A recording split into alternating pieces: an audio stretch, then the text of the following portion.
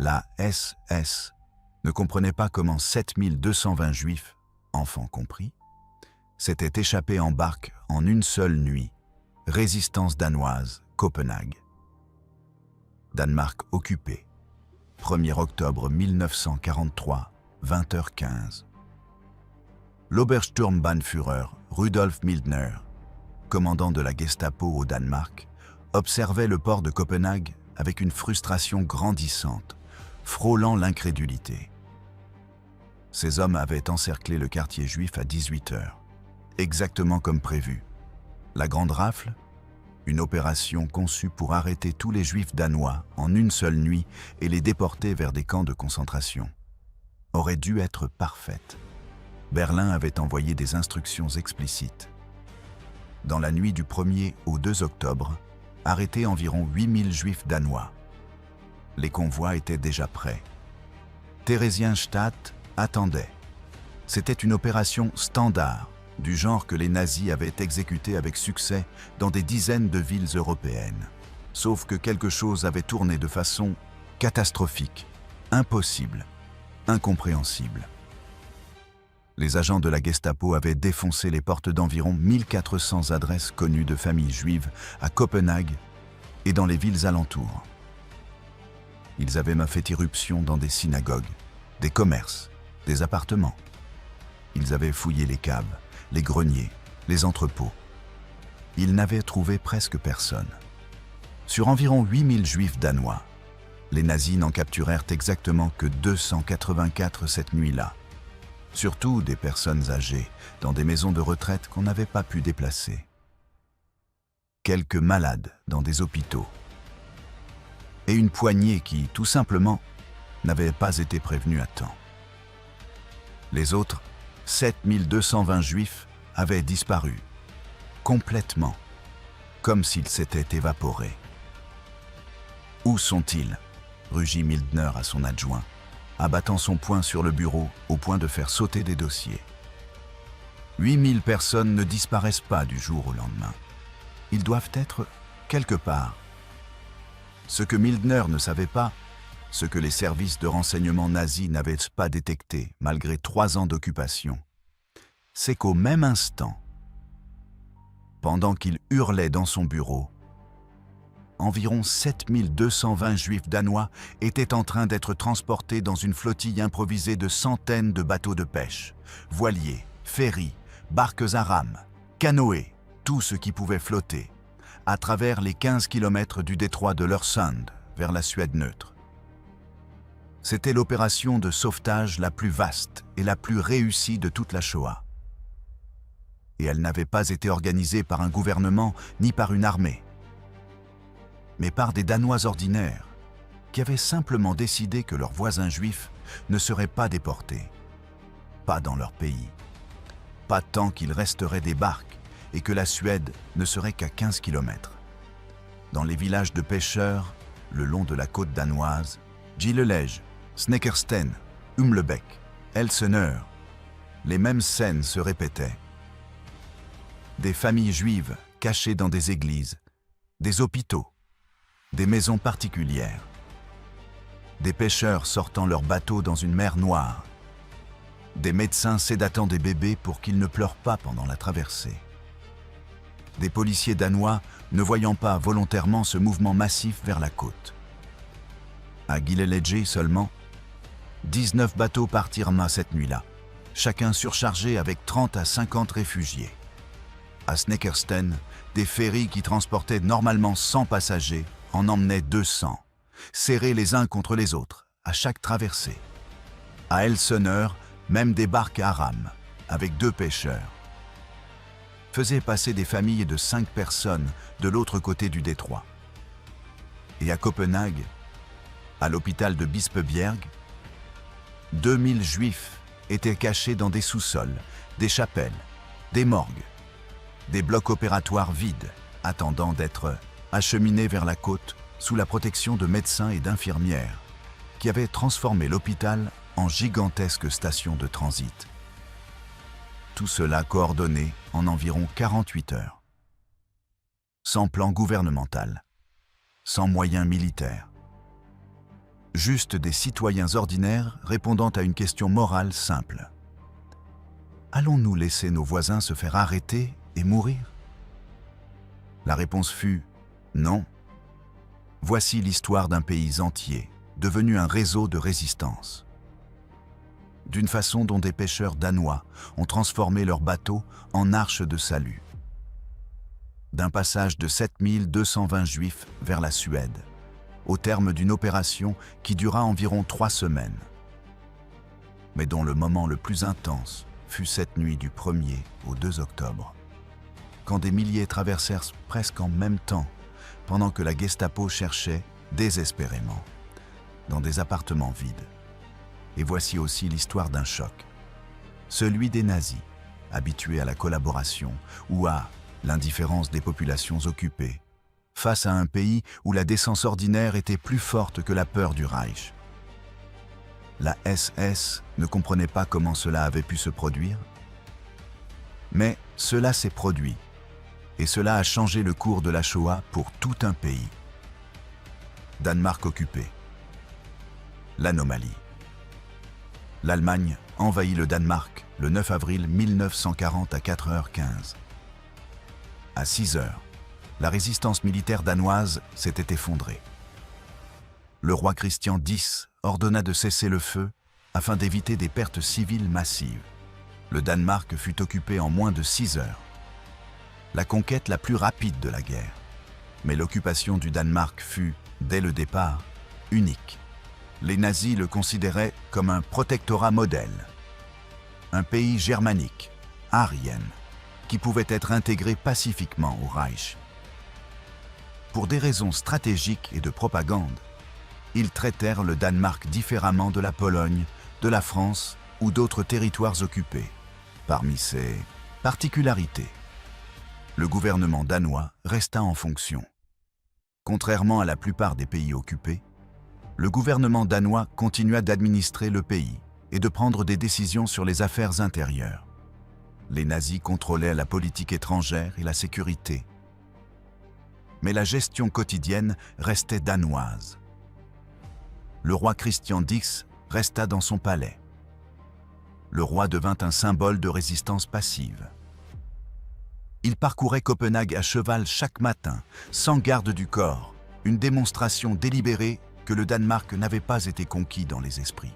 La politique anti-juive ne fut pas appliquée immédiatement.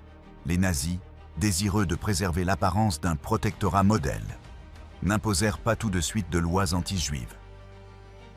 Les juifs danois continuèrent de travailler, d'aller à l'école, de vivre normalement.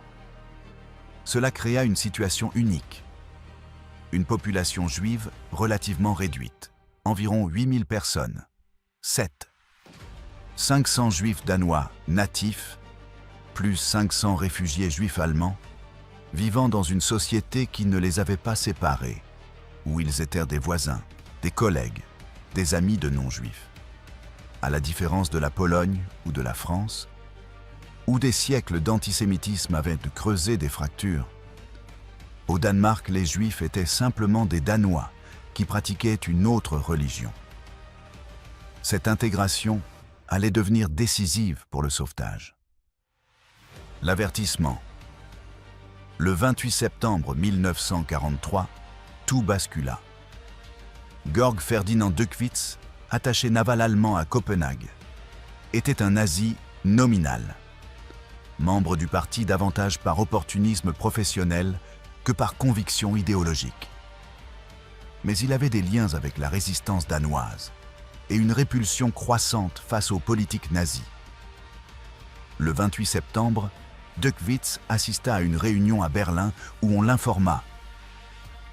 Une rafle massive de tous les juifs danois était programmée pour la nuit du 1er au 2 octobre. Opération totale, sans exception. Dückwitz revint à Copenhague face à un dilemme moral. Il pouvait se taire et laisser 8000 personnes être déportées, ou il pouvait prévenir quelqu'un. Une trahison qui, s'il était découvert, signifierait son exécution immédiate. Dans l'après-midi du 28 septembre, Dückwitz rendit discrètement visite à Hans Hedtoft, leader du Parti social-démocrate danois. La rencontre dura moins de 10 minutes. Duckwitz révéla tout. La date, l'ampleur, le plan de déportation. « Vous avez 3 jours, dit Duckwitz. 3 jours pour évacuer 8000 personnes, sinon elles seront envoyées vers des camps de mort. » Hedtoft agit immédiatement. Il contacta les dirigeants de la communauté juive. Il contacta les responsables de l'Église. Il contacta la résistance. Il fit circuler l'information à travers des réseaux clandestins construits depuis 3 ans d'occupation. Le 29 septembre, pendant les offices de Rosh Hashanah, le Bestürmer Seknint, Nouvel An juif, dans les synagogues à travers le Danemark, les rabbins informèrent leurs fidèles: « Les nazis prévoyaient de nous arrêter tous dans 2 nuits. Vous devez vous cacher. Vous devez fuir. Vous devez partir maintenant. » Certaines familles juives ne crurent pas l'avertissement. Cela semblait impossible. Le Danemark avait été relativement sûr pendant 3 ans. Pourquoi cela changerait-il maintenant?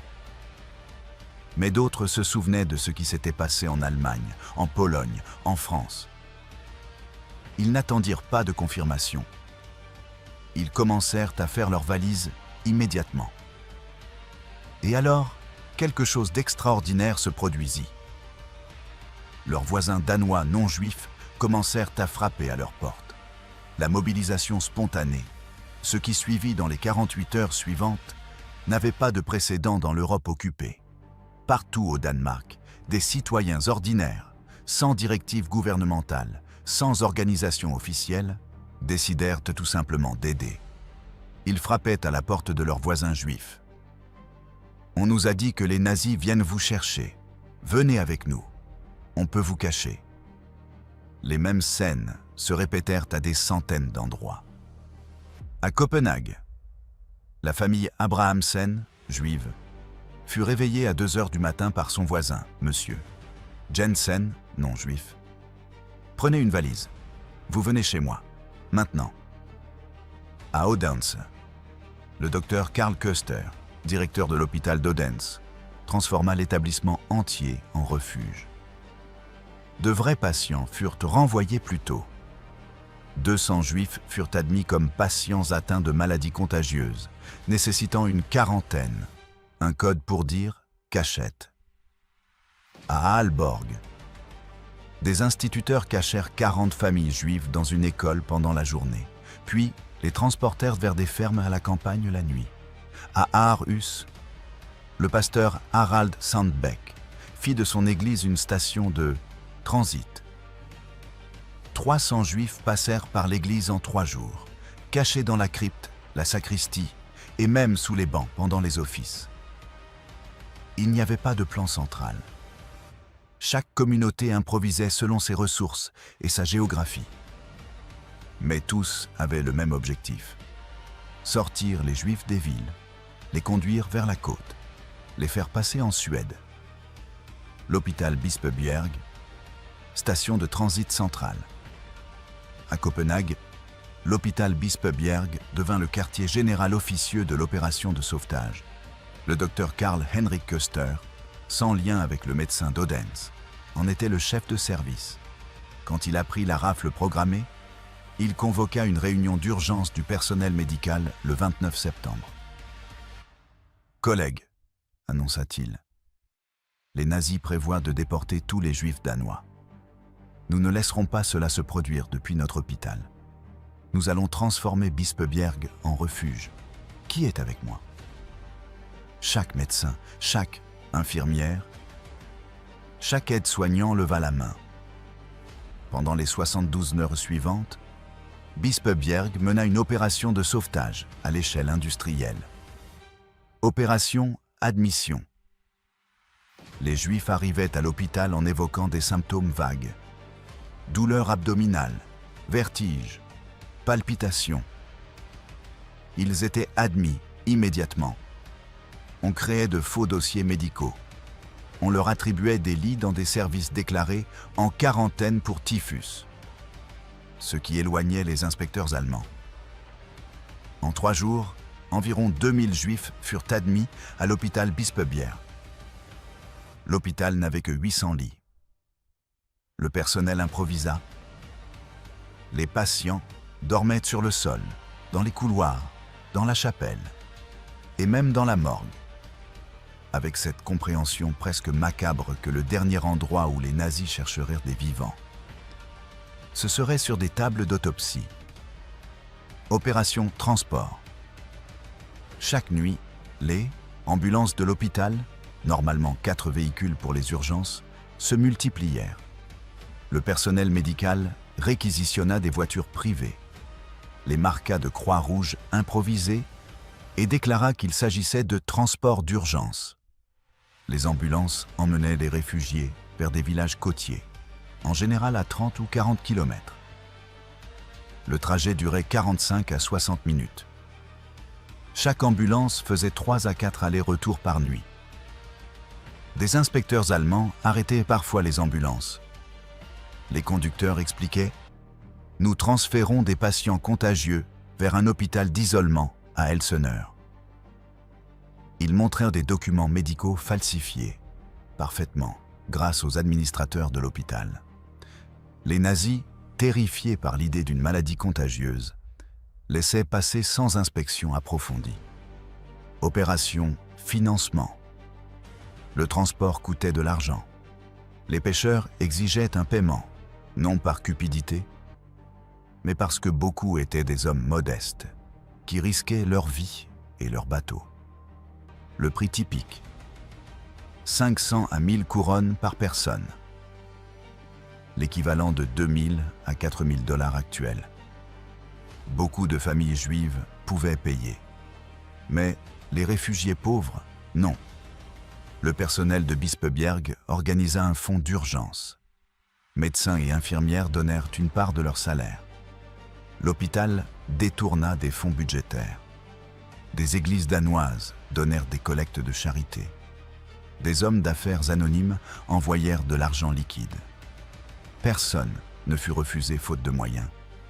Tous furent envoyés en sécurité, quelles que soient leurs ressources financières. Les villages de pêcheurs. La géographie danoise rendait le sauvetage possible. Le Danemark, c'est une péninsule reliée à l'Allemagne, mais aussi un archipel de plus de 400 îles. Et, au point le plus étroit, la côte danoise n'est qu'à 15 km de la côte suédoise, de l'autre côté du détroit de l'Öresund. La Suède était neutre, et elle venait de déclarer publiquement, le 2 octobre, qu'elle accorderait l'asile à tous les réfugiés juifs danois. Traverser vers la Suède signifiait donc une sécurité garantie. Mais pour traverser, il fallait des bateaux. Et des bateaux, cela voulait dire des pêcheurs. Les villages de pêcheurs le long de la côte nord de Seeland, l'île principale du Danemark, devinrent des points d'embarquement majeurs.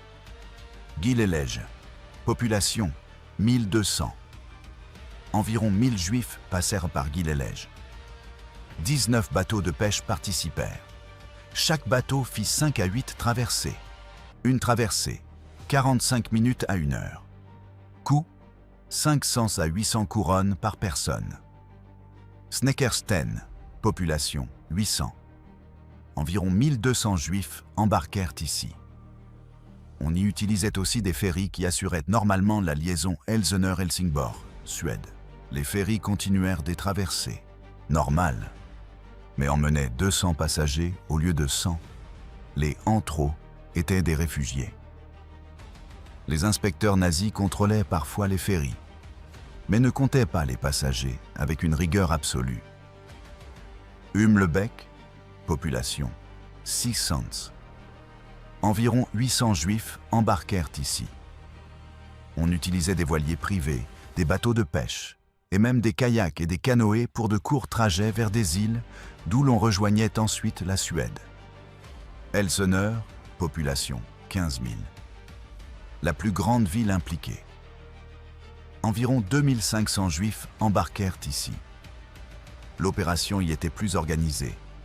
La résistance locale coordonnait les heures de départ, les itinéraires, les paiements. Le schéma, lui, restait à peu près le même dans chaque village. Les réfugiés arrivaient en ambulance, en voiture particulière, en camion, parfois même à pied.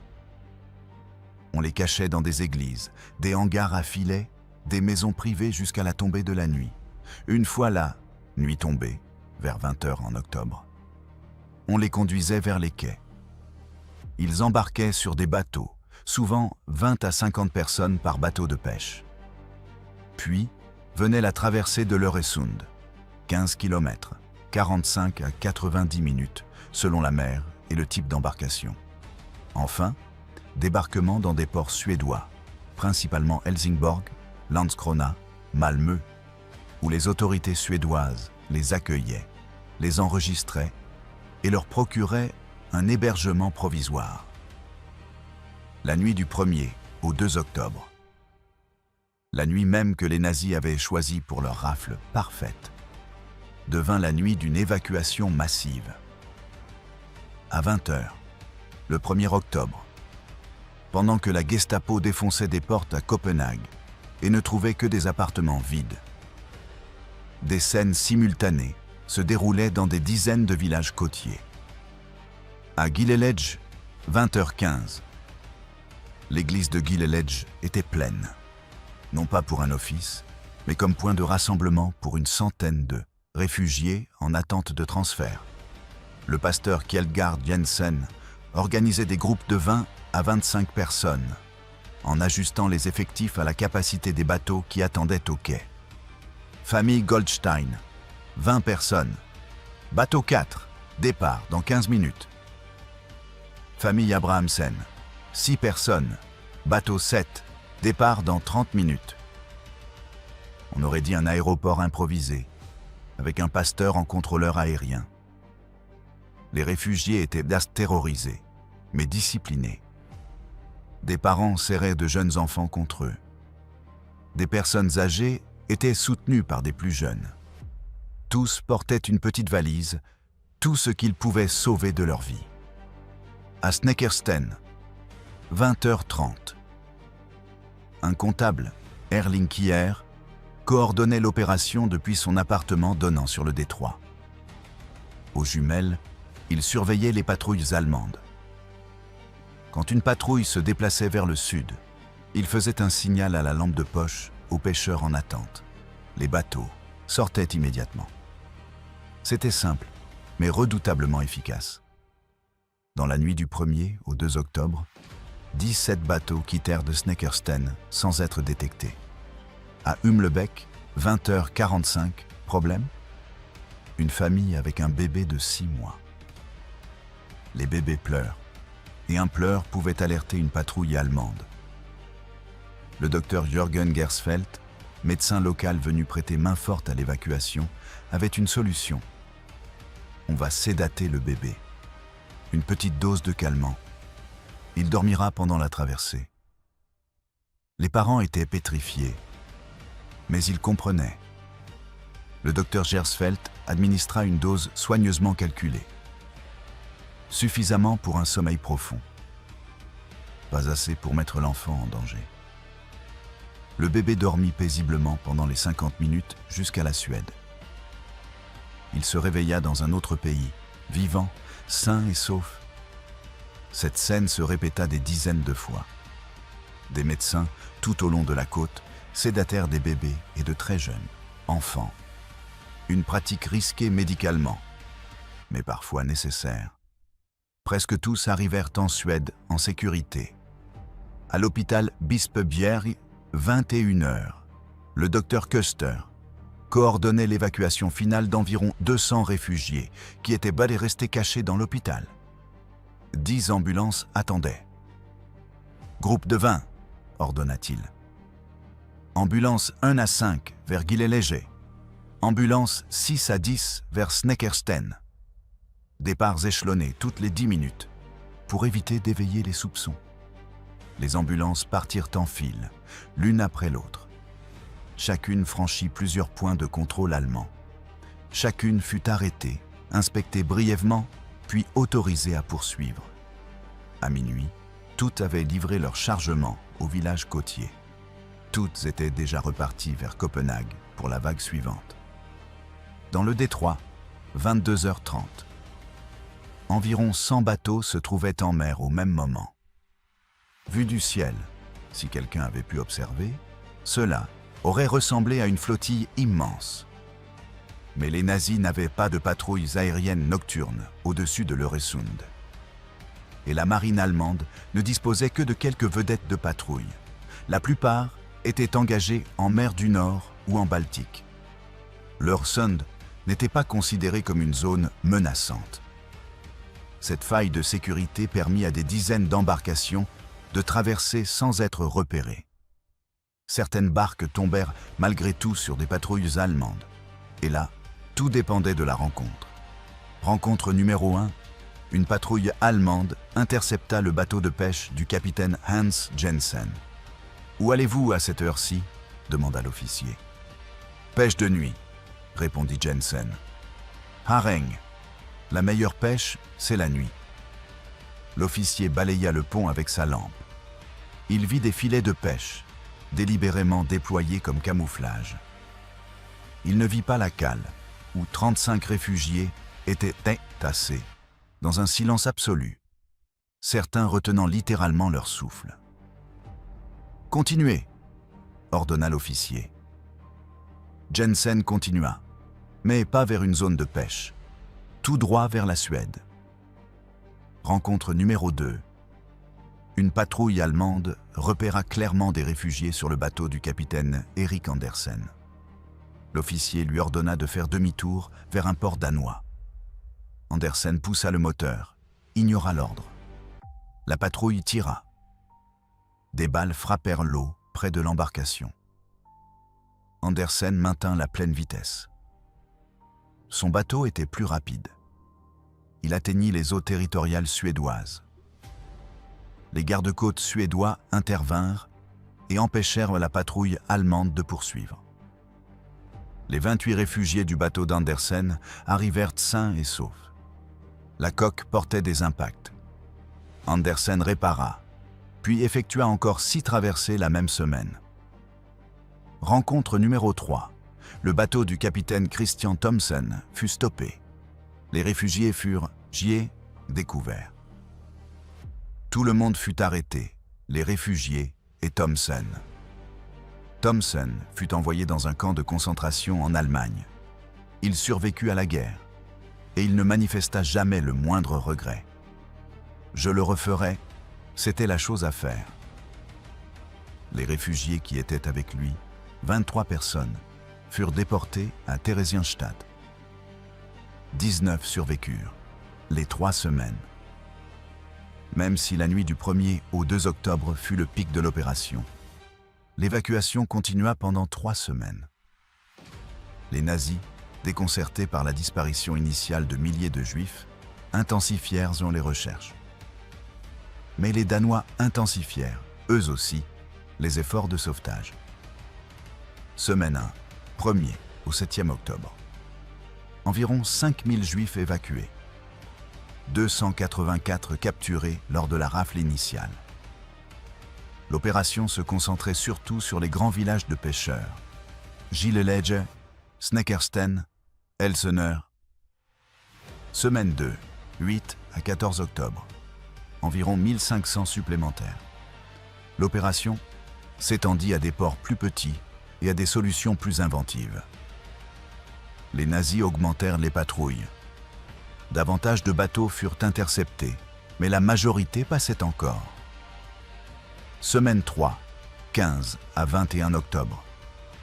Environ 700 supplémentaires. Il s'agissait surtout de Juifs qui s'étaient d'abord cachés à la campagne et qu'on transférait maintenant. Il y eut aussi quelques sauvetages spectaculaires de personnes capturées puis évadées. Total évacué vers la Suède. Environ 7220 sur environ 8000 Juifs danois.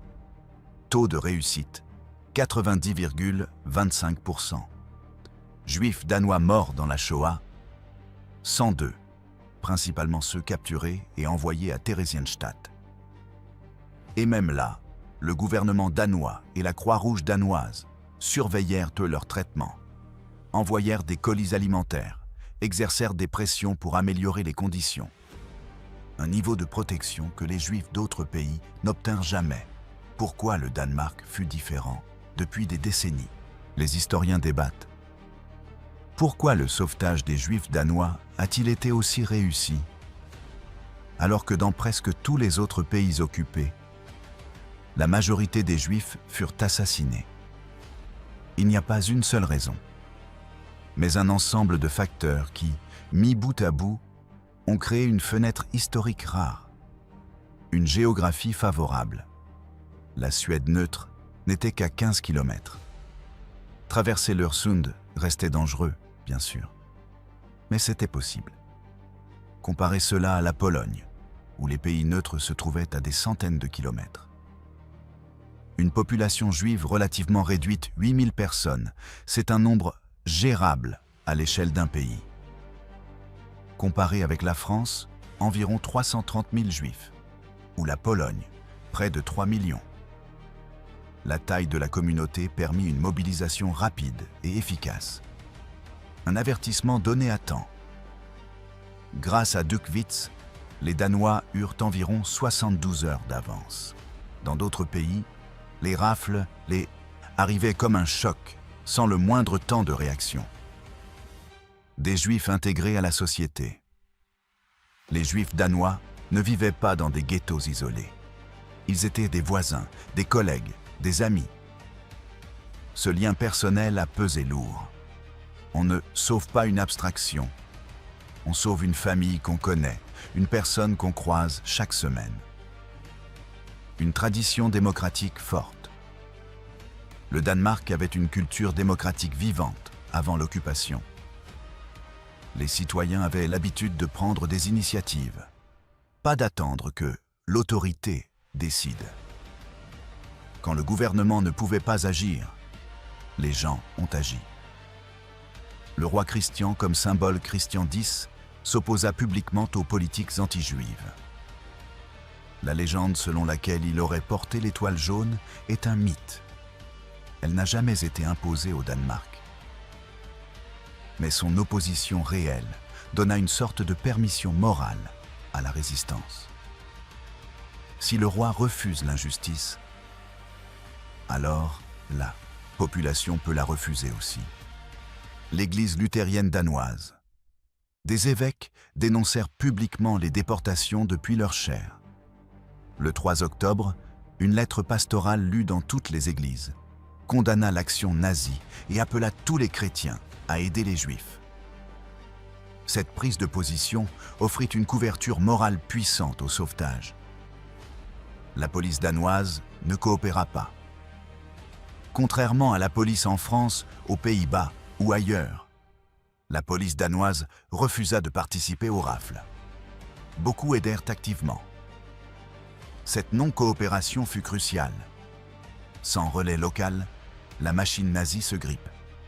Une occupation nazie douce. Ironiquement, le choix nazi de traiter le Danemark comme protectorat modèle signifiait moins de troupes, moins de Gestapo, moins de surveillance. Cela laissa de l'espace à la résistance. Une Suède prête à aider. La Suède ne fut pas seulement neutre. Elle invita publiquement les réfugiés juifs danois et mobilisa des moyens. Sans cette coopération, traverser l'Öresund aurait été un pari sans destination. Mais au-dessus de tout cela, il y eut une décision collective. La déportation était inacceptable. Ce ne fut pas l'héroïsme de quelques-uns. Ce fut la décence ordinaire de milliers, les histoires individuelles. Derrière les chiffres, il y avait des milliers d'histoires humaines. La famille Goldstein, Isaac Goldstein, tailleur de 45 ans, sa femme Rachel et leurs 4 enfants, de 4 à 14 ans, vivaient dans un petit appartement à Copenhague. Le 29 septembre, leur voisin, M. Nielsen, avec qui ils partageaient l'immeuble depuis 12 ans, mais à qui ils parlaient rarement, frappa à leur porte à minuit. « Ils viennent vous chercher, faites vos valises. Vous venez chez moi. Maintenant. » La famille Goldstein resta 3 jours dans l'appartement des Nielsen. Nielsen et sa femme dormirent dans le salon. et laissèrent leur chambre au Goldstein. Le 2 octobre, Nielsen conduisit les Goldstein à Gisles-Léger dans sa voiture. Il paya 3000 couronnes, ses économies de toute une vie, aux pêcheurs pour les faire traverser. « Comment pourra-t-on vous rembourser ?» demanda Isaac. « Vous ne me devez rien, » répondit Nielsen. « Vous êtes Danois, je suis Danois. Les Danois s'entraident. » Les Goldstein arrivèrent en Suède. Ils survécurent à la guerre. Ils revinrent au Danemark en 1945. Nielsen les attendait sur le quai, souriant. « Bienvenue à la maison. » Isaac essaya pendant des années de rembourser sa dette. Nielsen finit par accepter seulement 500 couronnes, en insistant « Le reste, c'est un cadeau.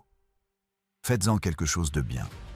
Aidez quelqu'un d'autre. » Le docteur Arne Christensen. Jeune médecin à Bispebjerg, le docteur Christensen conduisit lui-même une ambulance 47 fois pendant les 3 semaines de sauvetage. Il transporta environ 400 réfugiés. Lors du trajet numéro 38, il fut arrêté à un poste de contrôle allemand. L'inspecteur soupçonnait que les patients étaient des réfugiés. Il exigea d'ouvrir l'arrière de l'ambulance. Christensen improvisa, sans trembler. « Ces patients ont la variole, très contagieuse. Si vous insistez pour inspecter, je devrais signaler que vous avez été exposé. Vous devrez alors observer une quarantaine de 21 jours. » L'inspecteur, terrorisé à l'idée de la maladie, fit signe de passer. Il n'y avait pas de variole. Seulement une famille de 6 personnes, pétrifiées, dans l'arrière du véhicule, qui devait sa vie à un mensonge médical parfaitement crédible. Erling Kier, le maître de Snekkersten, Kier, comptable de 30 ans, coordonna le transport d'environ 1200 réfugiés depuis Snekkersten. Il opérait depuis son appartement, aux jumelles pour surveiller les patrouilles, et à la lampe de poche pour signaler aux pêcheurs.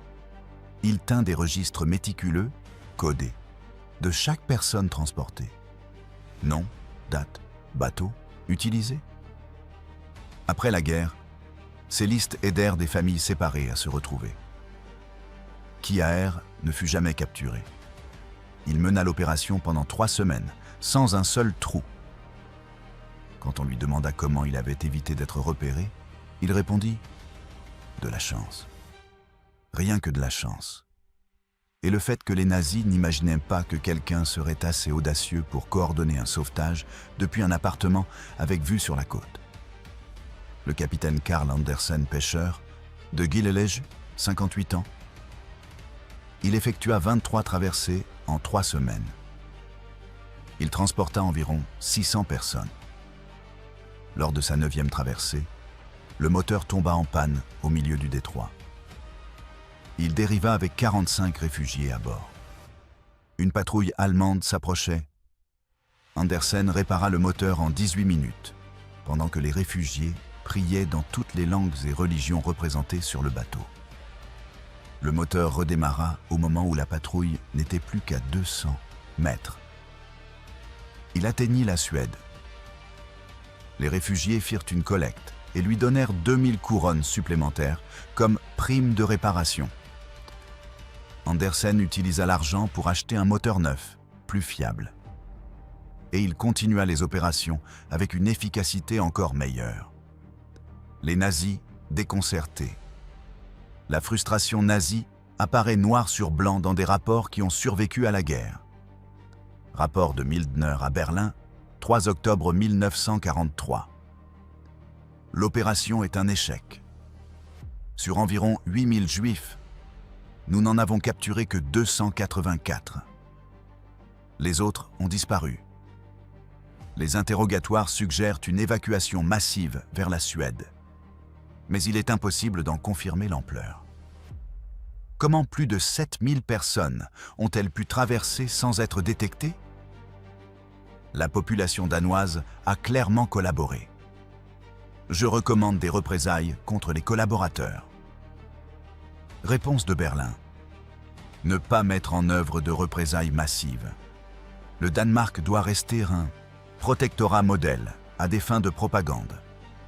Continuer la recherche des Juifs restants. Intensifier les patrouilles côtières.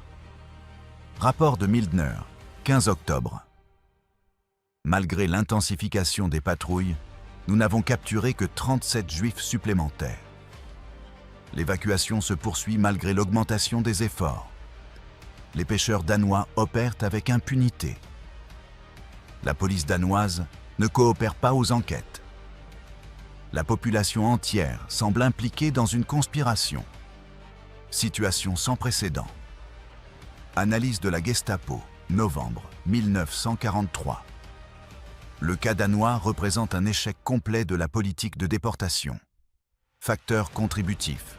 Géographie favorable. Proximité de la Suède neutre. Avertissement précoce.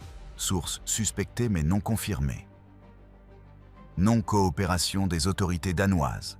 Participation de la population civile à une échelle inhabituelle. Leçon. Dans les pays où les Juifs sont intégrés et où la population est unie dans l'opposition, la déportation de masse est tactiquement difficile, sans augmentation substantielle des ressources militaires. Recommandation. Le Danemark est une anomalie. Ne pas ajuster la politique sur la base de ce cas unique. Les nazis ne comprirent jamais complètement ce qui avait cassé.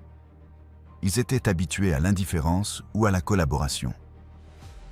L'idée qu'un pays entier puisse risquer sa peau pour sauver ses voisins juifs dépassait leur cadre mental. La Suède répond. Le rôle de la Suède fut décisif. Un pays neutre aurait pu fermer la frontière, refuser. Au lieu de cela, il ouvrit grand. Le 2 octobre 1943, le gouvernement suédois annonça publiquement « La Suède accordera l'asile à tous les réfugiés juifs danois, sans limite de nombre, sans restriction. » Dans les ports suédois, Helsingborg, Landskrona, Malmö, les mêmes scènes se répétèrent chaque jour pendant 3 semaines. Des bateaux arrivaient surchargés, avec des réfugiés épuisés, terrorisés, qui n'arrivaient presque pas à croire qu'ils étaient enfin en sécurité. Les autorités suédoises les accueillaient avec des couvertures, de la nourriture chaude, un hébergement temporaire. Il n'y eut pas de longue procédure d'asile, pas de débat juridique. Une seule question simple. Vous venez du Danemark en fuyant les nazis? Réponse. Oui. Bienvenue en Suède. Vous êtes en sécurité maintenant. La Suède mit en place des centres d'accueil temporaires, sobres mais dignes. Les réfugiés y reçurent un abri, souvent dans des écoles, des gymnases ou des bâtiments publics réaménagés, de la nourriture, pas abondante mais suffisante, des soins médicaux gratuits, un permis de travail, ils pouvaient travailler pendant leur séjour, et une scolarisation pour les enfants. Les écoles suédoises accueillirent les enfants réfugiés danois. Environ 7220 réfugiés juifs danois vécurent en Suède, d'octobre 1943 à mai 1945, jusqu'à la libération du Danemark. La plupart revinrent après la guerre, et ils retrouvèrent leurs appartements, leurs commerces, leurs biens, en grande partie intacts. Des voisins danois avaient entretenu les logements, surveillé les boutiques, protégé les objets. Le contraste était saisissant.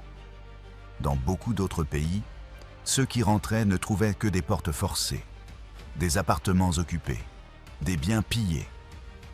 Au Danemark, rentrer signifiait réellement rentrer. Le bilan final. Nombre total de Juifs au Danemark, septembre 1943. Environ 8000 évacués, avec succès vers la Suède. 7220, 90,25%. Capturés par les nazis, 580 au total. 284 lors de la rafle initiale, 1er au 2 octobre.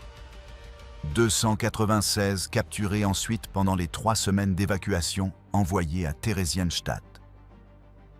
464 morts à Theresienstadt. 51 survivants.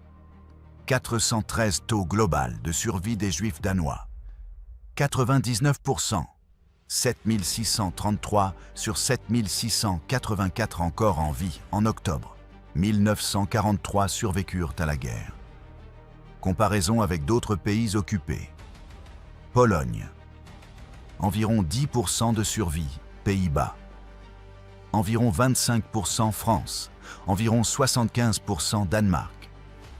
Environ 99% Danois non-juifs exécutés pour avoir aidé des Juifs. Environ 100 pêcheurs impliqués. Environ 400 à 500 bateaux utilisés. Environ 600 à 800, en comptant les multiples traversées. Coût total. Environ 12 millions de couronnes, environ 80 millions de dollars actuels. Majoritairement payés par la communauté juive, avec une aide substantielle issue de dons de Danois non-juifs. Les justes Danois. Après la guerre, Yad Vashem se retrouva face à un casse-tête unique avec le Danemark. Normalement, le titre de juste parmi les nations est attribué à des individus précis ayant sauvé des Juifs. Mais au Danemark, qui honorait? Des milliers de personnes avaient participé. Comment isoler quelques noms quand c'était un effort national? En 1971, Yad Vashem prit une décision sans précédent. Il déclara le peuple danois, collectivement, juste parmi les nations. C'est un cas unique, une nation entière honorée de cette manière. À Yad Vashem, il existe une forêt appelée forêt danoise, plantée en hommage au sauvetage. Et certains individus, malgré tout, furent distingués. Georg Ferdinand Duckwitz, le diplomate allemand qui avait averti le roi Christian Dix pour son opposition symbolique. Le pasteur Kjeldgaard Jensen pour sa coordination à Gilleleje. Le docteur Karl Henrik Köster pour Bispebjerg. Erling Kjær pour Snekkersten. Mais la plupart des pêcheurs, des médecins, des infirmières, des chauffeurs d'ambulance, des familles qui cachèrent des réfugiés, ne furent jamais répertoriés. Ils firent ce qui leur paraissait évident, puis reprirent leur vie. Les leçons du Danemark. Les historiens de la Shoah étudient le cas danois avec une attention presque obsessionnelle, parce qu'il montre ce qui devient possible quand une population décide, collectivement, de ne pas laisser faire. Leçon clé. Un avertissement précoce change tout. 3 jours d'avance ont permis de s'organiser. Dans d'autres pays, les rafles surprises ont supprimé toute capacité de réaction.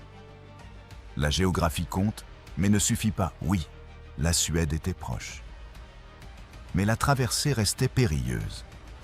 Il fallait des bateaux, une coordination, du sang-froid. La géographie a créé l'occasion. Les Danois l'ont saisie et exécutée. L'intégration sociale réduit la mécanique du génocide. Là où les Juifs sont des voisins intégrés et non des autres isolés.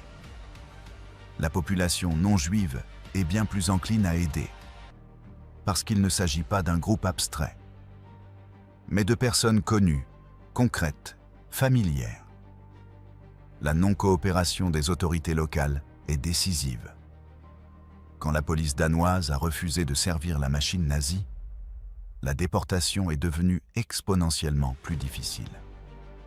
Sans relais local, la logistique se désagrège. Le symbolique compte. L'opposition du roi Christian a offert une couverture morale à la résistance. Même un leadership surtout symbolique peut peser énormément. Il donne une direction, un langage, une légitimité. L'échelle n'est pas une excuse. On dit souvent, en Pologne, il y avait 3 millions de Juifs. C'était impossible de sauver tout le monde. Le Danemark n'invalide pas la tragédie polonaise, mais il brise une idée confortable. Quand une société décide d'agir, même des nombres importants peuvent être déplacés, cachés, évacués. Ce n'est pas facile, c'est possible. Un refuge neutre à proximité change le calcul. La Suède offrait une destination sûre et vérifiable. Sans cela, les réfugiés n'auraient pu que se cacher au Danemark. une solution temporaire, fragile, vouée à se briser un jour. Mais la leçon la plus profonde est peut-être celle-ci. Un génocide a besoin, pour fonctionner, de la collaboration ou de l'indifférence de la population locale. Quand une population refuse l'une et l'autre, le génocide devient logiquement, matériellement, terriblement difficile. Les nazis ont pu assassiner des millions en Pologne parce que des collaborateurs identifièrent des juifs et parce qu'une partie de la population était indifférente, voire activement antisémite. Au Danemark, ils n'ont eu ni collaboration ni indifférence. Ils ont rencontré une opposition active à l'échelle d'un pays entier. Épilogue. Le retour. En mai 1945, le Danemark fut libéré. Depuis la Suède, la nouvelle se répandit. La guerre est finie.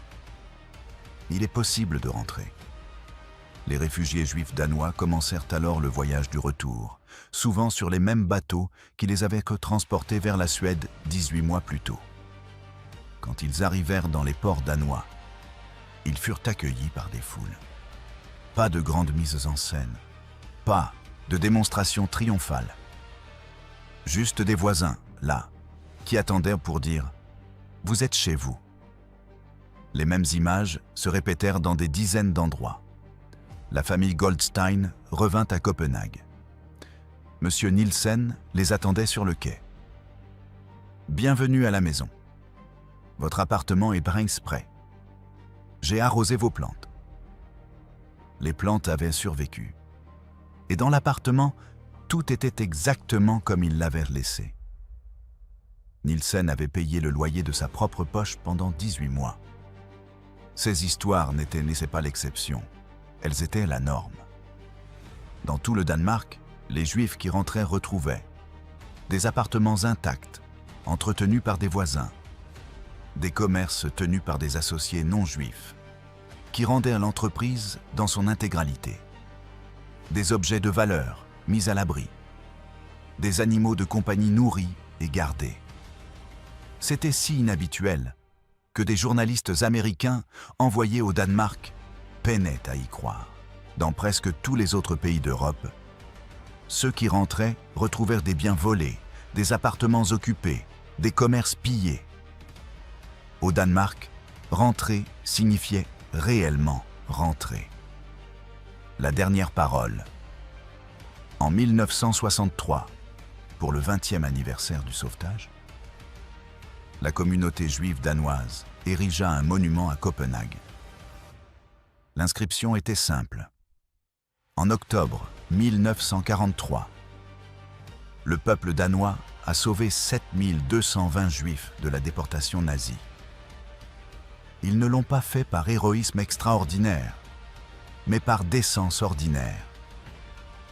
Nous nous souvenons non seulement des sauvés, mais des sauveteurs, pêcheurs, médecins, voisins, qui ont tout risqué parce que c'était la chose juste. Lors de la cérémonie, Arne Christensen, le médecin qui avait conduit l'ambulance 47 fois, désormais âgé de 63 ans, prit la parole. Nous n'étions pas des héros. Nous étions des Danois faisant ce que les Danois font, prendre soin d'autres Danois. Les Juifs danois n'étaient pas des Juifs pour nous. Ils étaient des Danois, nos voisins, nos amis, notre famille. Les nazis n'ont jamais compris cela. Ils pensaient pouvoir diviser le Danemark entre Aryens et non-Aryens. Mais au Danemark, il n'y avait qu'une seule catégorie, Danois. Et les Danois n'abandonnent pas des Danois. C'est aussi simple que ça. La SS ne comprenait pas comment 7220 Juifs avaient pu s'échapper en barque. Elle ne comprenait pas qu'un pays entier était devenu un réseau de sauvetage. Elle ne comprenait pas que la décence ordinaire, multipliée par des milliers, devient une force que même le Reich ne peut pas vaincre. Les nazis avaient les armes, les lois, la puissance militaire. Les Danois avaient des bateaux de pêche, des ambulances, un courage silencieux. Ce sont les bateaux qui ont gagné. La décence a gagné. Le Danemark a gagné. Et 7220 personnes ont vécu pour raconter l'histoire. Fin. Le sauvetage des Juifs danois en 1945, octobre 1943, représente l'effort de sauvetage le plus réussi pendant la Shoah.